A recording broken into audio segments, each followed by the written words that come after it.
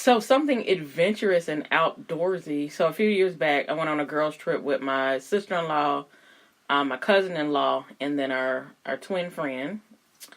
And we went, oh God, we went to Puerto Rico, but we went into the rainforest, and they give you the option to RV in like a 4x4.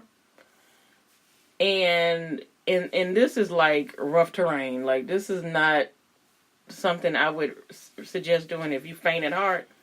And you get out there and, you going like 40 miles an hour in all this rainwater. You don't know what kind of wildlife is there around you. There's no guide. You just riding through it. They just tell you to follow this path.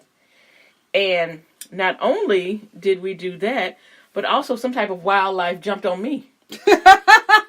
Something jumped on me. And I didn't know what it was. I could just see it in my peripheral. And then all they kept saying was, just calm down. But I can see that it's breathing. That's what they kept telling me. Did it have fur or scales? They did not say.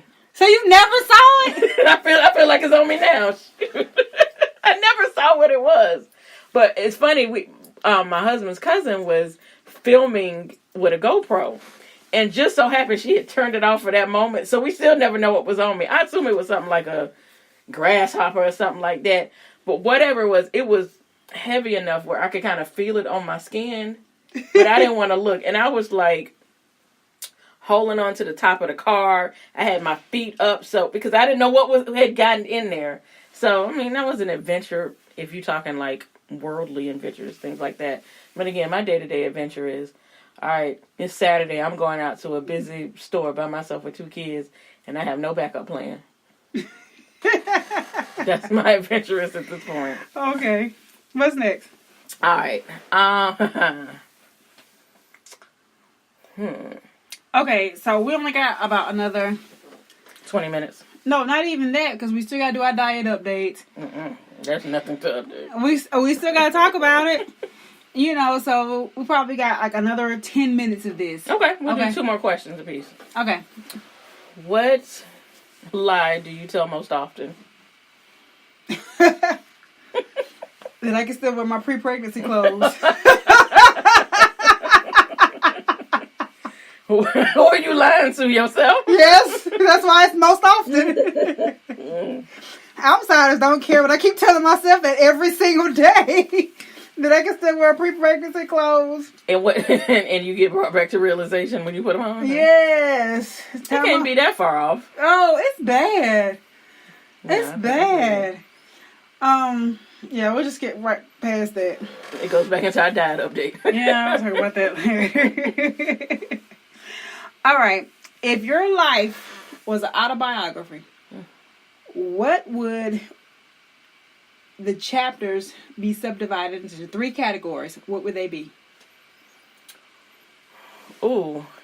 1999.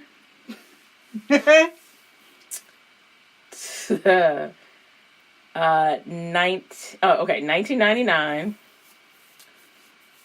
2010. And present day.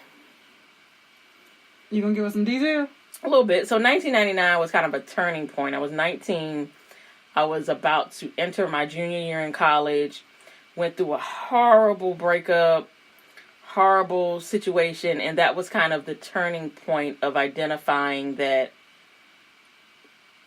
nah, this ain't how this path about to go. I got to do something besides where this is going. Okay. I got to get these men off my mind.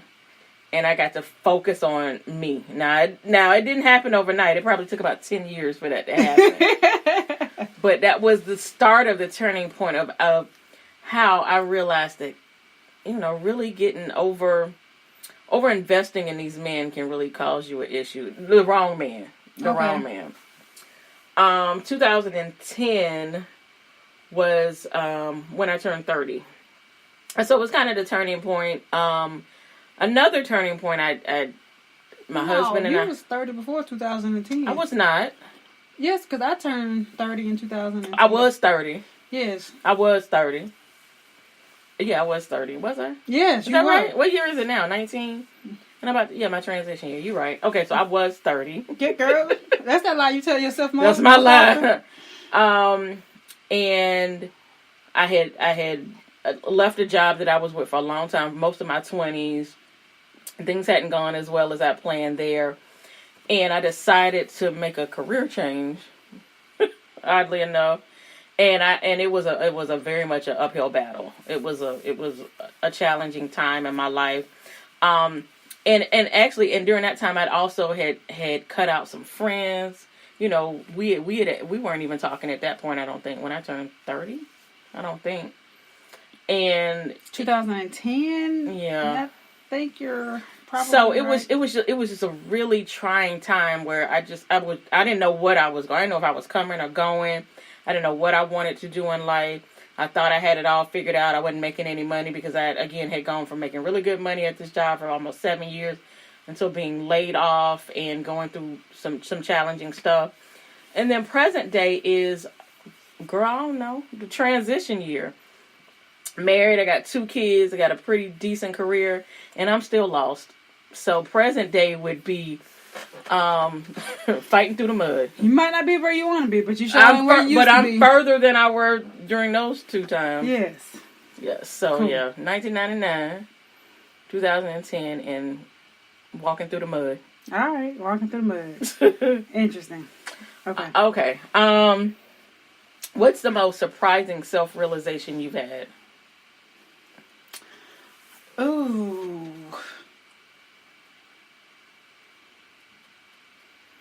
What's the most surprising self-realization that I've had? Mm-hmm. Back to, I still don't fit into the pre-pregnancy clothes. Girl. Did you really just realize that? It was surprising.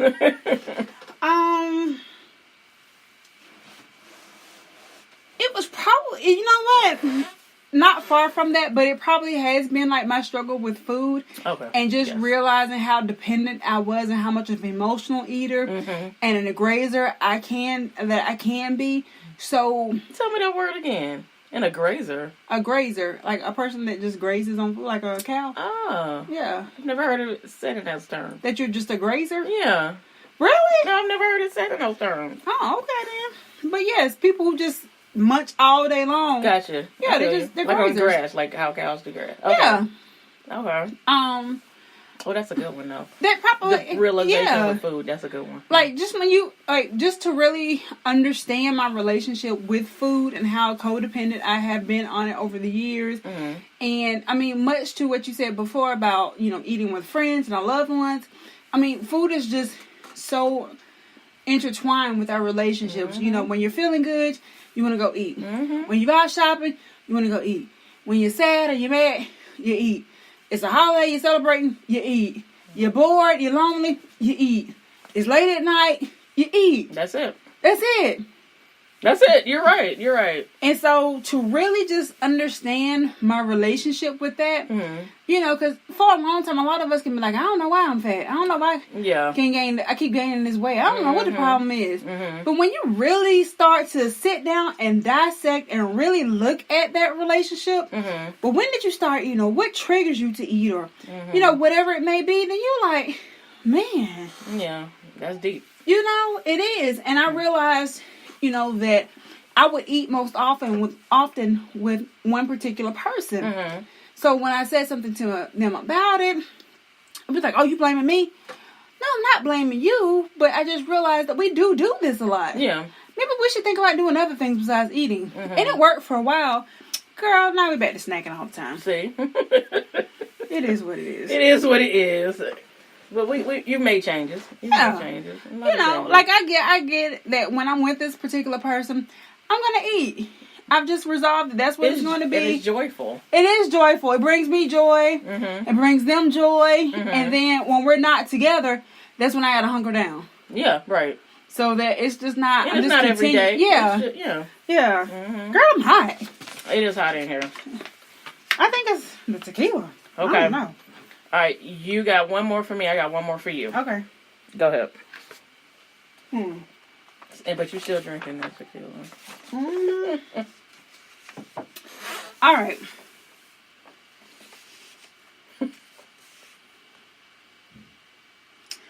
Okay, since talked about my character flaws last week, which is now a running joke.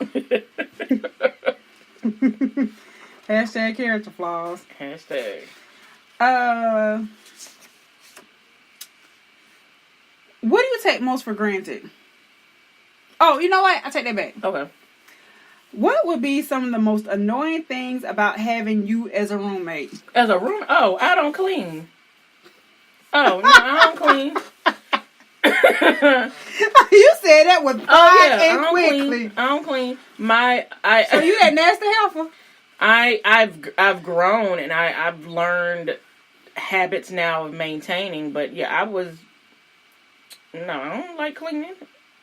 Like some people do it as a therapeutic thing. Yeah. Girl, no. I don't like cleaning. But you realize that's what we're opposites? You a cleaner? Yeah. Oh no, ma'am. You didn't know that about me? Did you not realize that? I did not. You never realized I'm a cleaner? Talk to my husband. The reason this house is generally clean is because he stays on me like a parent. Really? Oh yes. Now like the kitchen, bathrooms, like stuff like that, like the nasty zones, I keep that clean. That's fine. I'm big on sanitizing that kind of stuff, especially for the kids. But girl, my closet and my side of the room, girl, you would think somebody broke in my house and tried to steal my items because that's how messy it can get. That's what I was telling you the other week. I had to hunker down and clean my side of the room. I'm like a child. I am like and I don't have, look, if my mom is listening, she used to tell my husband all the time, if it's a piece of paper down there, Natalie gonna walk over it 10 times before she decides she want to pick it up, because I could care less. I don't even see it. Really? I hate cleaning with a passion. So, like, having 3 kids now exhausts me for cleaning, but like when I just had my first daughter by herself, you know, like it was always in my mind, one, I wanted to have that bachelorette pad that was spot on. If anybody ever wanted to drop by, drop of a dime, it was always done. And then with my first daughter, like I was cleaning all the time. And my sister said, "That's why you tired." Yeah, I ain't never seen somebody do so much stuff. Like I was disinfecting all of her stuff every single night. You know, wiping down everything, making sure that everything was good. And I did it for a while. Like now I'm just kind of like, I'm tired. So I feel bad that it's falling by the wayside. But I feel like when my mind is cluttered, that's when you can tell stuff around me gets cluttered. Same with me. But then when it clicks for me and I figure it out, then I'm cleaning it out. And like they hate when I go into one of those moods. Because I'm like, clean this, wipe this down. Yeah. Take that out, put that up. What is this? What is that? You know, like they hate it. I went through a time in my pregnancy, especially the first one, when they was like, "Oh, you'll get that nesting feel." I ain't got it yet. I know how to set up. I know how to delegate very well. I'm not I do it out of necessity because you have to. You cannot just live a nasty existence. But in terms of like being messy, like walking in and leaving my shoes in one spot in my room. Yeah, somebody have to fall over before I be like, "Oh, let me get that for you. Let me get that out your way." I don't like other people's germs. Yeah, but like I said, the nasty areas, my kitchen, the bathrooms, things like that, those have to be maintained. But and let me tell you, the only reason it really gets better now is because I have to do so much laundry because of how much we do. That's the only reason that kind of stuff gets done. But girl, I used to wash once every 2 weeks when I was about. Really? Girl, yes. I got that. First of all, you know how many clothes we got. Yeah.